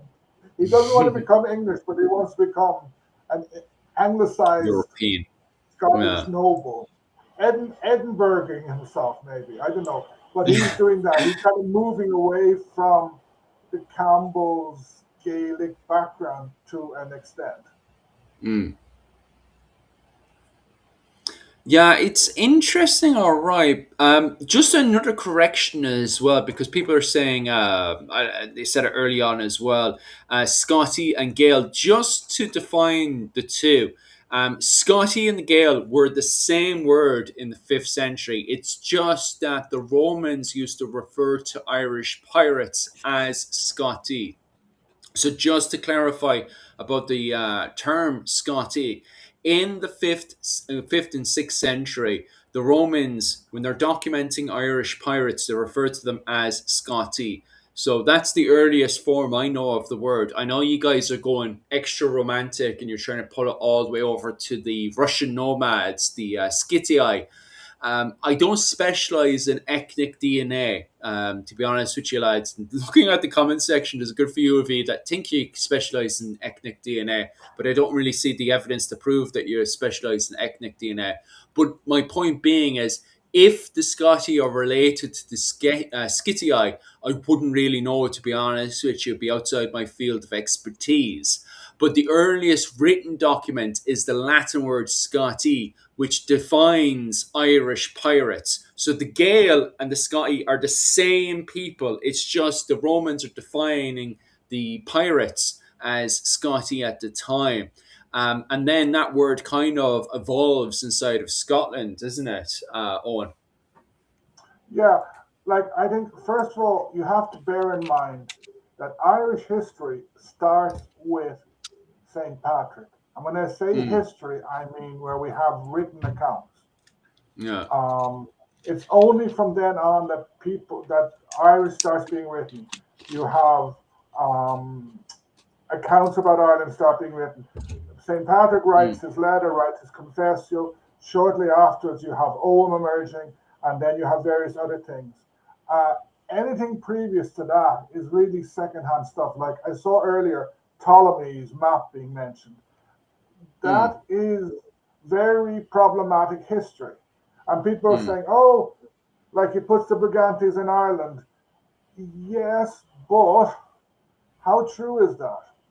Like mm, he's copying from someone who spoke to someone who spoke to someone who spoke to someone. It's mm, not good history. What DNA has helped us, and mm. as I said before, like the last big change in Irish DNA was in the Bronze Age. Uh, Yeah. Irish will have similar DNA with people in England, with people in Mm, France, with people in Turkey, with people in Ukraine, because yeah. from what it seems, that DNA starts in the steppes and works its way Mm, across Europe. So bits mm, are going to be shared with everyone else who's living there. yeah. Now, when you start going towards legends like the Scythians, etc., no, the Ireland emerged before the Scythians emerged. The Scythians start getting Mm, noted by the Greeks. yeah. And I think it's a bit of a problematic label. They just throw it at the Yeah. people north of their borders. Uh, Mm, mm, mm, Ireland, the Irish, the Gaelic Irish emerged in Ireland. You can't say this mm, group were Irish, this group were pre-Irish. It's The Gaelic Irish were Irish. mm, The language may have come in, as it's a cultural, it belongs to the Celtic family. Um, mm, Borders were much more fluid. The Irish Sea was a highway; it wasn't a division. So we have to be mm. very, very, very careful when we Yeah. make these things. We have to admit that we don't know a lot of stuff. We don't Yeah. know 99% about before Patrick. We have no idea what the passage tomb builders called themselves. We have no Mm, idea what the people who built those stone rows and stone circles in Munster or in Ulster yeah. called themselves. Mm, mm, We mm, know that the DNA of the passage tomb builders has largely disappeared, whereas mm. of the Bronze Age groups, it's still here. Yeah. This is an interesting one to definitely expand on. And I'd love to hear your interpretation of this as well, Owen. Dennis asks a brilliant, brilliant question. Dennis McCarthy. He says, did the Stuarts come from a Gaelic background? What's the Stuarts' Gaelic background? I Or feel if they had offended you're any? asking Owen. And what's this? I Yeah, feel offended I you're. was going to say I'm going to hand over to Miho because that's his area, not mine. The And well, Stuarts. go on. The Stuarts come from Brittany, but they're Yeah. not from in the one of the or they're not recorded as being part of the Brythonic or Brittonic nobility in Mm, the area. So a lot of the native families, but that their earliest sort of paper record seems to come from Brittany, and then they make their way north when they're a lot of sort of Normans are King David II is reared in England and mm, educated in along with I can't remember the English prince that he's raised with, but regardless, and then he takes a lot of ideas and he grants lands. He brings up with him a load of Norman, Flemish. But I'll use the all-encompassing term Norman, Anglo-Norman, but they're from mostly from Northern Europe, mm, knights and families, and they settle up in. So you've got the Elliots, you've got the Grants, you've got the Stuarts, etc., that are all given lands, and from those initial settlers uh, are the descendants of great Scottish families. The Campbells are not Gaelic either, even though their surname is a Gaelic term, or to take it from a Gaelic word, crooked mouth. They're more than likely from Brittonic group. The DNA seems to sort of suggest that they were a Brittonic group, although they went to great lengths to prove their Gaelic heritage, as a lot of Scottish families did, by encompassing a bit of mythology and links to the O'Dunia family. Some of their earlier sources say they are paternal line from the O'Dunia, and others that they are married into them, and it was through that marriage that they were granted their lands in Loch Awe, I think it is, which is the MacArthurs are actually the senior line of the Campbells, but the Campbells obviously start to become more powerful due to their links to Robert the Bruce. So they're more likely, I think genetics sort of says they are probably a native Brythonic family, landed family, who then, whenever surnames came along, by this time Gaelic is the predominant language in the area, so they take on a Gaelic surname, and then they obviously become very anglicized later on. They're heavily involved in sort of pro-British politics through the Jacobite Wars. But it's interesting as well, because as Dennis says there, and there's another brilliant question that fits into what you're saying as well over on TikTok. The Stuarts, when they're meeting up with the O'Neills, would the O'Neills see the Stuarts as kind of brotherans? You know, the way that Dennis is asking the question there. Oh, where's this question gone? About how the Stuarts in Ireland, would they have been seen as Gael? Would the Stuarts be seen as Gaelic when they came over to Ireland, especially during the 9 Years' War? I think that's where Dennis is trying to indicate and push us. The Stuarts, the Stuarts didn't. The Stuarts had no real, as a clan, as a group, they had no real role in the 9 Years' War. James of Scotland had a lot of contact with O'Neill. He was kind of happy to see O'Neill doing well, but not too well, because O'Neill was buying a lot of gunpowder from Scotland. So there was, but so James didn't like. You can leave him outside. He doesn't really matter that much in the 9 Years' War. But after the death of Elizabeth and after Meliphant, several, at least one or two poets, perhaps because they were paid, wrote praise poems in praising James, in which they stress that he's really Gaelic. It is. It's a bit of an invention on their part. It's a bit of a leap, because James wouldn't have seen himself as Gaelic at all. He didn't particularly like Gaelic Scotland or Gaelic Ireland. He tended to look down on them as barbarians, as a lot of people did at that stage. And in a way, it was probably a local lord. I've read about it, but I can't remember, who paid these people to write these poems, thinking that he might get some benefit or advantage in Ireland, though that didn't really happen. Dennis also asked another question much before about the Hovendens. One of Henry Hovenden was O'Neill's kind of right-hand man. He was very close to O'Neill, and there's letters found between the two of them where Henry is giving O'Neill advice. He was like his strategic advisor in many ways. Now, the Hovendens are New English, but they were Catholic New English. And as Hiram Morgan shows, there is this myth that O'Neill was brought up in England. He wasn't. He was fostered by the Hovendens, who lived in the Northern Pale. They were Catholic, and Henry is very, very close to O'Neill. He even goes on he stays with O'Neill after Meliphant, and he goes with O'Neill to Europe in the Flight of the Earls. So he's a very interesting person. I think he returns to Ireland eventually.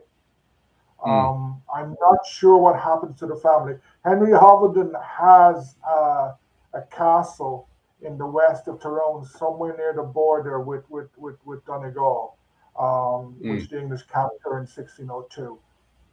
But he's an interesting guy that is kind of ignored in Irish history. Yeah, I think whenever you're talking, so people are a lot of discussion here about culture, ethnicity, and genetics and stuff like.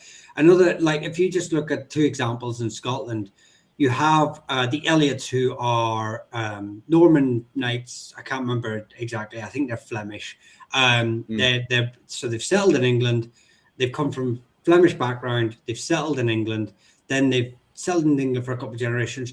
Then they're taken up to Scotland with King David II, and they're given lands in a Gaelic area of Scotland in the northeast, around Moray, Aberdeenshire, and they're there for a couple of generations, intermarrying with the Gaelic speaking people in that area before they then move down to the borderlands, and become Reivers, mm, and vice versa. You have the Sinclairs, who are another family, Saint Clair. So I think they're another Norman family, and they're in the border regions.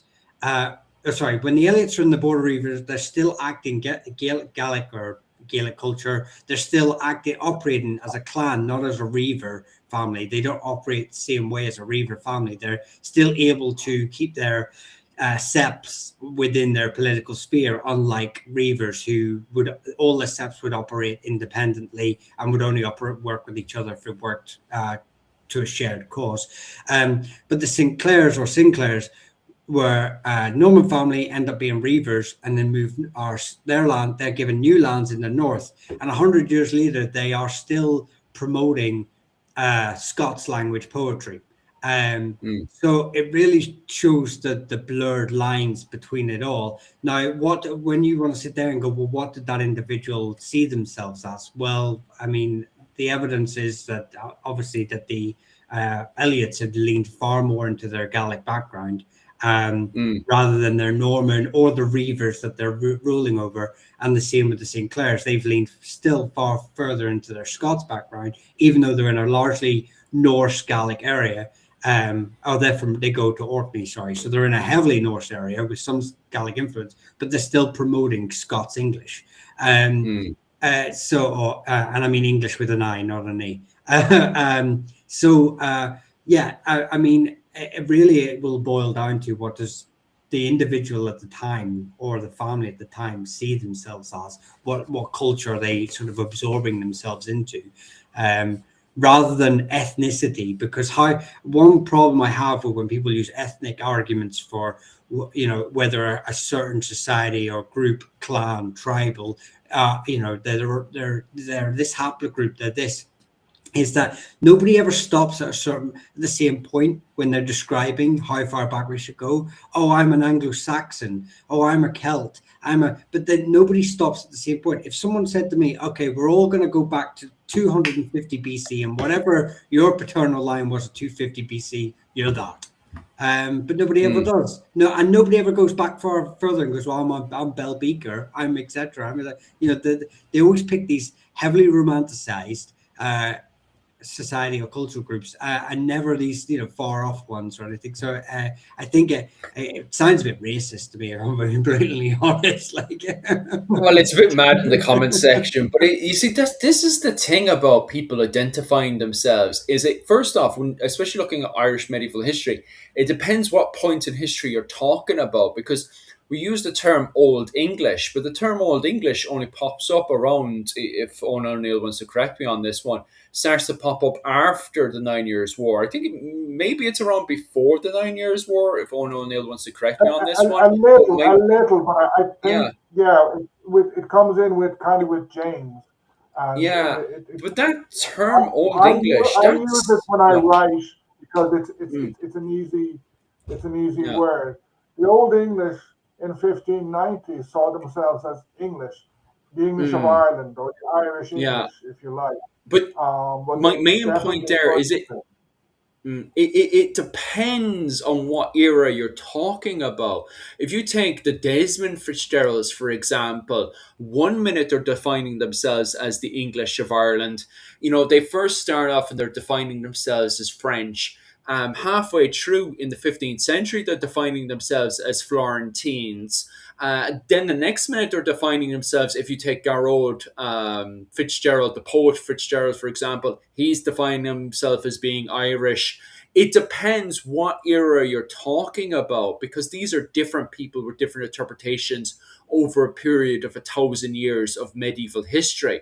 And so, as Mihal was indicating there, what happens is that depending on what's happening politically, a leader will turn around and say, "Oh, I was a part of that ethnic group. My ancestor killed 10,000 men. I now have the biggest sausage." That's what it ultimately comes down to, majority of the time. And this isn't just in Ireland, by the way. This happens through all of Europe, where people will turn around, depending on what's happening in front of them, and will turn around and says, "Well, my ancestors killed 10,000 people. They're related to the person that owned that land. I officially, by the right of God, now own that land." That's medieval history. So when looking into, because I see people quoting left, right, and center, and then trying to make ethnic justifications back, and I'm like, where are they getting this information from? Because I know, when, for example, so and so is defining themselves on so and so era, that's that Pacific era. But if you go back, you'll have them defining themselves completely different 100 years prior, because that was 100 years ago, where people have a completely different interpretation of the world around them. Or am I just waffling shite? Um, yeah, I tend to agree with you. Just to answer Tungenstein Phil, James Fitzgerald, a Sugon Earl. What he doesn't know what Sugon means. Sugon means straw rope. He was the straw rope. I use a rope that's not very good. It's like not a very strong rope. I think one thing about identity, it depends who you're talking to and the context. Yes. Yeah. The Irish in the 9 Years' War, the Irish said to the Spanish, "Oh, we're Spanish. Our ancestors came from Spain, so therefore you have to support us." Yeah. And in 1508, the Desmonds signed a treaty with Habsburg, basically making them Habsburg subjects. So identity is something that changes a lot. Sort of, Yeah. you're watching Ireland play England. You are an Irish person, but then say it's Cork against Kerry. Your county comes in, and then Yeah. you're from. I live in Valencia. When Valencia are playing Portmagee, the identities change again. And then That's throw in right. religion, then throw in your job. Are you a blacksmith? Are you a warrior? Are you a judge? Are you a poet? Oh yeah, I agree with the ghost of Robert De Niro. I do. That's a good. That's a good. I see That's a that. I thought it was brilliant that's as a well. simplified version. That's a simplified version. Yeah. Yeah. It's wild, And in the end of the day, we're only always human anyway, aren't we? Was the 9 Year War a Speak for Catholic yourself. rebellion? Go on. This last be the last You're only question, I think. human. Speak for yourself. I'm an alien. That's how my Was it father a identifies himself as well. Go on. Catholic rebellion? It depends who you ask. Okay. I would say it wasn't a rebellion; it was a war. It starts Yes, as a that's it as rebellion well. as such in Ulster, but then becomes a war all over Ireland, and then an international war because Spain get involved. O'Neill used the religious thing. The English were dead afraid because they were convinced that all the Catholic Irish were going to slaughter them in their beds. So they were afraid of this. But the majority of the old English Catholics didn't want to. They put themselves under the command of Gaelic lords, and they saw themselves as English. They didn't want to fight against Elizabeth, so they said it's not a religious war.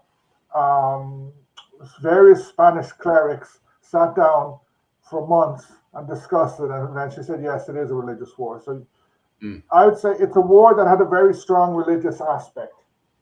Okay. It's interesting.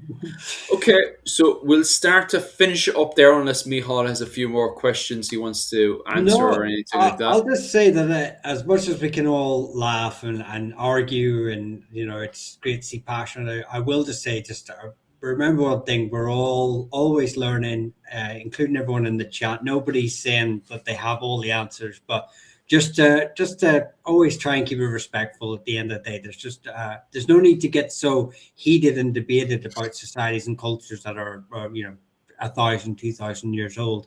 It's old news, literally. Mm, that's it. And not to get too worked up on it, life goes on. You will be dead soon, and in 100 years' time, will be long forgotten. So it would have meant nothing anyway. Just keep that I'm in going to live mind. forever. I've just decided. Anyway, right, lads, talking about not living forever. I have a class this time tomorrow, well, an hour earlier, over on my Patreon. That's going to be covering the Scottish War of Independence. If you're interested in the Irish fighting in the Scottish War of Independence, or just the Irish, what was it, the Scottish War of Independence in general, definitely head on over to my Patreon. I think it's more important now than ever, especially since YouTube, would you believe it? I didn't say this to you, Mihal. Would you believe, Mihal, what was it called? The Scottish War of Independence was completely copyrighted on YouTube. So all my old videos that I spent hours and hours and hours studying and researching on the Scottish War of Independence was copyrighted. Which is quite funny because I referenced, everybody that I had been working with, but the actual source itself has been recently copyrighted on YouTube. So that's all gone now. So all my old videos to do with the Scottish War of Independence, all gone. So if you want to check that out, you're going to have to go over to my Patreon and subscribe. And on top of that as well, guys, I am actually starting a whole load of presentations for the next 2 months or so on the Scottish War of Independence as well. So I don't know if it came in time or what's the crack, but regardless, if you want to check out my work to do with the Irish and the Scottish War of Independence, you'll have to pop on over to my Patreon at Irish Medieval History. So starting tomorrow, I have classes on for about 20 quid a month. And if you just want to support my work in general, especially since YouTube is kicking me again, definitely head on over to my Patreon at Irish Medieval History. Miho, what plans do you have coming up at Clans and Dynasties? Or have you just given up, or what's the crack? No, well, I'm posting every day on Facebook. Nice wee posts there if you want to,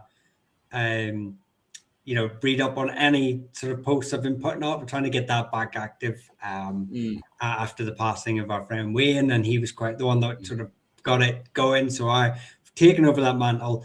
I will continue to post videos when I have time, but I will continue with my members only lives, which have turned into generic lives for the time being till I can figure it out. Every second Wednesday, so I've just had on this Wednesday, so there won't be one Wednesday coming, but the Wednesday after. I'll just say that if you want to support the channel, just watch, like the videos, comment.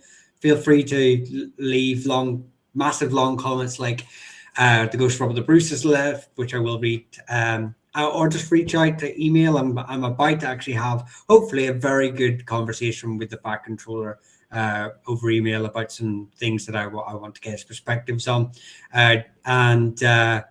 so just like, follow, and watch the videos. Every day. And Owen, do you have any plans for today or over the week or so? Anything else you want to expand on? Or? Tomorrow I have a video coming out on history and pseudo-history related to Ireland. Oh, nice. Was that a response to the so-and-so that we were talking about? yeah, and I'll see how that goes. So if you want to, just follow me on First Fassa, subscribe, leave messages, or not messages, leave comments on the videos. They always help. If you want to support me, I have a Buy Me a Coffee account. I've been slow. My personal circumstances, because my mother is very sick, have been very difficult over the last 2 months. But hopefully it will improve again. So I have loads of ideas for videos. No, I haven't been able to write or to film. I assume. Go on. Go ahead. Because that will be. Have you seen Bertie's new? Because Bertie actually released a new video in the last 2 hours. Have you seen his new video on that one? On what? I haven't seen it. He's right. So you were talking about his short on the Oh, you Scotia, know that yeah. Scotia's, Scotia. That's Scotia's trade, which is a yeah. What 19th was it? Two century hours invention. ago. Yeah, 2 hours ago. He just released a full 2 hour video on that one. Have you seen that one? No, I haven't. I haven't. Okay. Yeah, I We'll talk definitely about would it. say. We'll Go talk on. about it after. Yeah. All I want to say is, okay, just head on over to Owen O'Neill and see what Owen O'Neill's reaction to all that would be. And definitely head on over to Bertie's channel as well. He's got a whole thing on Scutia. Go and check out Bertie's channel and then head on over to Owen's channel as well. And you can see how it will all fit in to your perspective on medieval history and all that kind of stuff this week. I think that's pretty much it. We'll start to finish up there. It Thanks very is. much, guys, for all the support. I just And want to say, I want to say, one, I want to say thanks to Tungsto. My mother, it's very, very bad. It's waiting for the mm, anti-censor, but thanks anyway. And I'm not sure if Tom is asking me why he can't subscribe to my channel. He should be able to. give us a second. I'll have a look. Just while you're doing that, Davey, we spent the first hour and a half talking about that. I think you came in a bit late. If you, whenever the live ends, you should just be able to scroll back to the beginning. But we did spend the first hour and a half sort of talking about it. Sorry, I think you came in probably the last half hour, where we kind of went to the comment section. And then it went a bit mad. But Yeah. right, so I'll just end this. So until you were checking to see about how to subscribe to Owen's. I think Owen's channel is working perfectly grand. Maybe you got some warning or something. I would experiment with that. I was just over on Owen's channel right now. It seems to be working perfectly fine. So you shouldn't have any problem subscribing. I'm playing around with it now and it seems perfectly fine from my perspective. Yeah, it's all working perfectly fine. Okay, then. Well, with that, Kat, take care. All right, everyone. Thank you very much Oh for no, joining. sorry, just yeah, Tom. I don't offer a paid subscription yet. I have plans to eventually, but at the moment I'm not. I can't. I'm just too busy with paid work to be able to offer something paid. But eventually Yeah. I will. Eventually I will. We'll let you know, and we'll all let you know, and then you can all rush there and support his channel. But until then, everyone, take care of yourselves. All right. See you.